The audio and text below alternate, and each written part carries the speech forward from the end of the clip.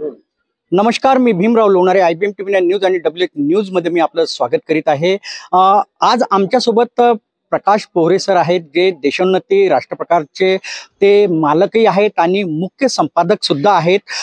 मी तुम्हाला सांगेल की 14 तारखेला अधिवेशन सुरू असताना पत्रकार गॅलरीतून त्यांनी जे म्हणजे विदर्भाच्या मुद्द्यावर तुम्ही एकही बोलत नाही असा ते म्हणाले आणि एक गोंधळ निर्माण झाला। काय सांगाल तुम्ही? पत्रकार गॅलरीमधून एक शब्दप्रयोग केला की विदर्भाच्या मुद्द्यावर एकही आमदार बोलत नाही, काय सांगाल? असं आहे की तुम्हाला माहिती आहे की यावेळच्या अधिवेशनामध्ये काय गेल्या जवळपास 10-12 दिवसापासून काय चाललंय आणि विदर्भाचे प्रश्नासाठी म्हणून हे अधिवेशन होतं। ते सोडून जर बाकीचे प्रश्न इथं विचारले जात असतील आणि त्या संदर्भामध्ये कुणी साधा निषेधही व्यक्त करत नसेल किंवा असलेल्या आमदाराला किंवा सरकारला जर कोणी खडसावत नसेल तर त्याच्यामुळे असं चाललंय ना। गेल्या 10-15-20 वर्षापासून आपण असंच बघतोय।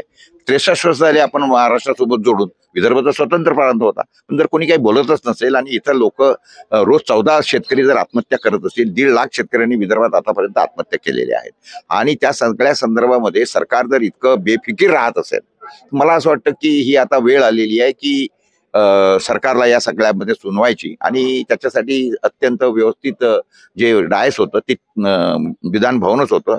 म्हणूनच मी तिथे सर्व आपल्या पत्रकारांच्या वतीने, कारण बाकीचे पत्रकार या संदर्भामध्ये विचारे बोलू शकत नाहीत, कारण प्रत्येकाला आपापल्या नोकरीची किंवा याची चिंता असते आणि आपल्याला माहिती आहे की मी एक मालक संपादक आहे, त्याच्यामुळे मला या सगळ्या गोष्टींची चिंता नाही आणि मी सातत्याने आंदोलक राहिलो आहे। कित्येक आंदोलनं मी या सगळ्या संदर्भामध्ये केलेली आहे। याच्या संदर्भामध्ये काय गुन्हे किंवा काय होऊ शकतात ते सगळे झेलायला मी तयार आहे, माहिती आहे मला, त्याची कल्पना आहे। परंतु ते माहिती असूनही शेवटी या प्रश्नाला कुठेतरी वाचा फुटली पाहिजे, कुठेतरी ह्याला तोंड फुटलं पाहिजे, त्या दृष्टिकोनातून मी या सगळ्या गोष्टी केल्या।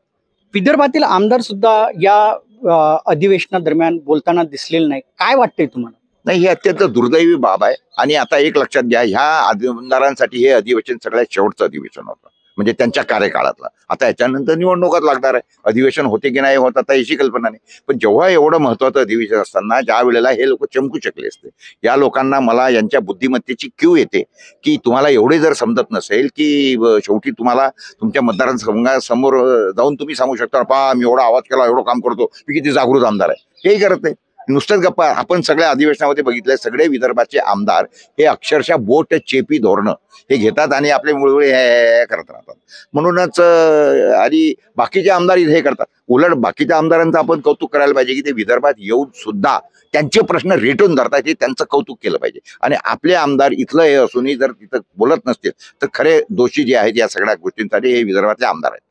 परंतु बघण्यात येत आहे की अधिवेशन काळादरम्यान की जे विदर्भातील पत्रकार सुद्धा आहेत, ते सुद्धा विदर्भाच्या मुद्द्यावर आमदारांना प्रश्न करत नाही, मंत्र्यांना प्रश्न करत नाही, काय कारण असेल? काय आहे माहितीये का की आता प्रत्येकाची काय म्हणतो त्याला बिचारायचे काही मर्यादा असतात प्रत्येकाच्या बोलायच्या। तुम्ही पत्रकारांचा उल्लेख केला, माझं असं म्हणणं आहे की जे जनप्रतिनिधी किंवा या सगळ्या संदर्भामध्ये विदर्भ जन आंदोलन समितीचे जे काही लोक आहेत ते अत्यंत खडसावेळ आणि खूप जोरात काम करतात ना। बाकीचे पत्रकार बिचारे त्यांच्या काही मर्यादा आहेत ना, किती करतील काय करतील ते। मी तुम्हाला सांगितलं ना, प्रत्येकाला आपलं पोट असते आणि पोटाला मग काही त्याच्यामध्ये कुठेतरी कॉम्प्रोमाइज करावं लागतं, त्या दृष्टिकोनातून ते नाही केले आणि ह्याची मला जाणीव आहे। असं नाही आहे की आपल्या पत्रकारांना या सगळ्या संदर्भामध्ये जाणीव नाही आहे, जाणीव आहे त्यांना, पण शेवटी करणार काय? त्यांनाही असं वाटतं की बा की उगाच आपल्यावर कारवाई होईल, तुरुंगात जावं लागेल, नोकरीवर गदा येईल वगैरे। आता माझ्यासारखा एखादाच मनुष्य असतो की ज्याला, आता मी कित्येकदा तुरुंगात जाऊन आलो, कित्येकदा माझ्यावर हक्कभंगही झालेली आहे आणि मी अशा पद्धतीच्या कारवाईला घाबरत नाही, कारण आंदोलक हा माझा सुरुवातीपासूनचा पिंड आहे। तुम्ही ज्या दिवशी 14 तारखेला 14 डिसेंबरला तुम्ही जी म्हणजे सभागृहातून जे बोलले, त्यानंतर कडक करण्यात आलेलं आहे आणि पत्रकारांना सुद्धा तपासणी सुद्धा ती कडक होत आहे, तर यावर काय सांगाल? नाही, तुम्ही या सगळ्या संदर्भामध्ये तुम्ही सगळे पत्रकार एकत्रित जाऊन या सगळ्या गोष्टींचा तिथे निषेध केला पाहिजे। हे काय लावून टाकलेलं आहे तर तमाशा त्यांनी, म्हणजे पत्रकारांना ते काय अतिरेकी समजतात काय हातामध्ये? म्हणजे तुम्ही हे तुमच्या हातामध्ये जे माईक आहे हा काही म्हणजे काय म्हणजे मशीन गन थोडी आहे। परंतु जर अशा पद्धतीने करत असतील तर तुमचा आवाज हे दुसरं कोणी उचलणार नाही ना। सगळ्या पत्रकारांनी अशा सगळ्या संदर्भामध्ये एकत्रित आलं पाहिजे, या सगळ्यांचा निषेध केला पाहिजे। पासेच देत नाहीत मला कळलंय, चांगले चांगले पत्रकार असू नये आणि तिथं सांगतात की नाही आमच्याकडे जागा नाही, अमुक नाही तमुक नाही. हा सरकारचा प्रश्न आहे, आपला प्रश्न थोडी आहे. आपण जर समजा म्हणजे पत्रकार होऊन आणि त्यानंतर आपली जर चॅनलची जी काही वाचक संख्या असेल किंवा वर्तमानपत्राचं जे काही सर्क्युलेशन असेल त्या दृष्टिकोनातून यांनी त्या सगळ्या गोष्टी करायला पाहिजे.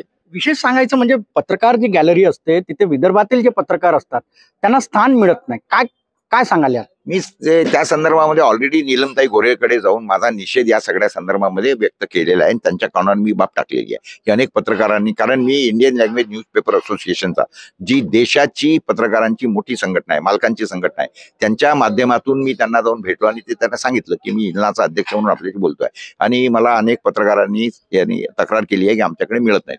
तर त्यांनी तेच सांगितलं किती लोक येतील, ते कुठं बसतील, कुठं काय करतील. म्हटलं तो तुमचा प्रश्न आहे, आमचा प्रश्न नाही आहे. तुम्हाला हे सगळं अरेंजमेंट केलीच पाहिजे. जेव्हा तुम्ही अधिवेशन घेता तर तुम्ही असं नाही म्हणू शकत की आम्ही काय करायचं म्हणून. दॅट म्हणजे उद्या जर पोलिसांनी म्हटलं की खूपच लॉ अँड ऑर्डरचा प्रॉब्लेम आहे हो, आम्ही काय करावं, असं नाही म्हणू शकत ना पोलीस.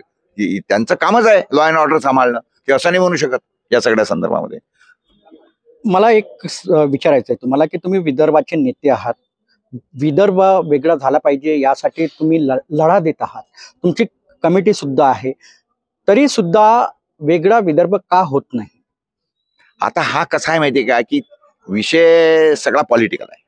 असा आहे छत्तीसगड जे आहे तर हे काही मागणी होती का त्याची, त्यांनी करून दिलं ना. झारखंडची एवढी मागणी जेवढी विदर्भाची आहे, परंतु हे सगळी राज्य वेगळी का झाली, कारण हे सगळे पॉलिटिकल डिसिजन्स आहेत या सगळ्या संदर्भामध्ये. जेव्हा त्यांना दिसेल, राज्यकर्त्यांना जेव्हा दिसेल की ह्या विदर्भाच्या संदर्भामध्ये खूप लोकांचा आक्रोश आहे आणि आपण जर वेगळा विदर्भ जर केला नाही तर आपली खुर्ची जाऊ शकते किंवा आपली आमदारकी किंवा आपले हे होऊ शकते, गच्छंती होऊ शकते आपल्या पार्टीची, त्या दिवशी हे करतील.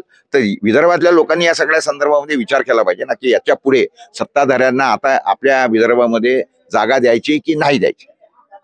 काय वाटतंय तुम्हाला? 2024 मध्ये आता निवडणुका आहे, काय भूमिका राहणार म्हणजे विदर्भवाद्यांची? आता ते लोकांनी ठरवायला पाहिजे. विदर्भवाद्यांची तो भूमिका अगदी क्लिअर आहे, कारण हा काय आता तयार झालेला विषय नाही आहे. विदर्भवादी अगदी दामोदर धोटेपासून आणि काय म्हणतो त्याला अने साहेबांपासून आणि याच्यापासून ब्रिजलाल बियानींपासून हा सगळा संघर्ष चालू आहे.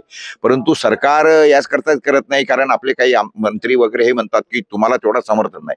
आता समर्थन नाही म्हणजे याचा अर्थ किंवा एवढा प्रश्न ज्वलंत नाही म्हणजे जाळपोळ करणे किंवा काय म्हणतो त्याला मारठोक करणे, याला जर सरकार म्हणत असेल की समर्थन आहे, तर मला असं वाटतं लोकांनी त्या सगळ्या गोष्टींची दखल घेतली पाहिजे, लोकांनी दाखवलं पाहिजे त्या सगळ्या संदर्भामध्ये. माझा एक शेवटचा प्रश्न, तुम्ही पत्रकार गॅलरीमध्ये जे सभागृहाच्या पत्रकार गॅलरीमध्ये जे बोललेत, तुमच्यावरती कारवाई होऊ शकते, काय तुम्ही कारवाईला?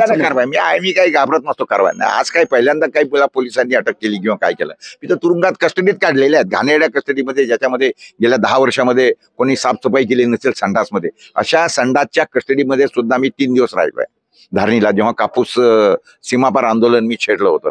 त्याच्यामुळे अशा फारवायांना मी काही घाबरत नाही. जे सरकारला करायचं ते करू दे, त्याची काय फरक पडतो, आय डोंट केअर. वेगळ्या विदर्भासाठी आता पुढलं आंदोलन कसं असणार, कशी भूमिका? 27 डिसेंबर पासून आमरण उपोषण हा एक विषय ऑलरेडी डिसाईड झालेला आहे त्यांच्याकडे. मी त्यांचा समर्थक आहे, खंदा समर्थक आहे. मी पूर्वी महाराष्ट्रवादी होतो, परंतु जेव्हा आता पूर्ण अभ्यास केला आणि गेल्या 4-5 वर्षामध्ये मी जेव्हा पाहिलं की आम्ही काय काय गमावलं, त्याच्यानंतर मी वेगळ्या विदर्भाचा खंदा समर्थक झालो आहे. त्याच्यामुळे मी सोबत आहे. देशोन्नतीचे आणि राष्ट्रप्रकाशचे जे मुख्य संपादक आहेत आणि मालक आहेत प्रकाश पोहरे सर, त्यांनी स्पष्ट केलेलं आहे, मी जे विधिमंडळाच्या सभागृहात जे पत्रकार गॅलरीतून जे मी बोललो आमदारांना की विदर्भाचे तुम्ही आमदार आहात, विदर्भासंदर्भात तुम्ही एकही प्रश्न मांडत नाही, असंच ते बोललेत. माझ्यावरती कारवाई झाली तरी मी त्या कारवाईला समोर जाणार, मी कुणाला भीत नाही. जोपर्यंत वेगळा विदर्भ होणार नाही तोपर्यंत माझा हा लढा सुरूच राहणार, असं प्रकाश पोहरे यांनी सांगितलं. तर आपण बघत राहा IBM TV9 news, WH news. आमच्या चॅनलला लाईक करा, सबस्क्राईब करा, आयकॉन बेल बटन दाबण्यात विसरू नका. धन्यवाद, नमस्कार, जय विदर्भ.